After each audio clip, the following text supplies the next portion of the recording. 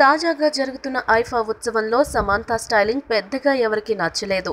చేనేత వస్త్రాల్లో ఆకట్టుకునే కట్టుబొమ్మతోనే సమంత హాజరైంది. కానీ అందరు భామలు అందాలతో మెరిసిపోతే శామ్ మాత్రం చేనేత దుస్తుల్లో కనిపించింది.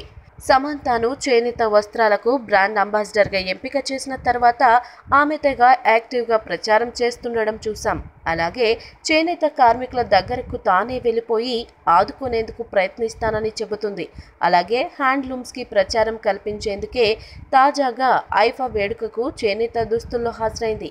కానీ సమంత కట్టుకొచ్చిన చీర వెనుక చాలానే కథ ఉంది. తెలంగాణను ప్రతిబింబించేలా ఈ చీర డిజైన్ చేశారు.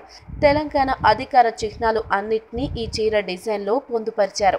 తెలంగాణ రాష్ట్ర అధికార జంతువు జింక, రాష్ట్ర పక్షి పాలపిట్ట, అధికార పుష్పం తంగెడు పువ్వు, రాష్ట్ర వృక్షం జమ్మి చెట్టు, ఇలా అన్నిటినీ చీరపై చూపించేలా డిజైన్ చేశారు.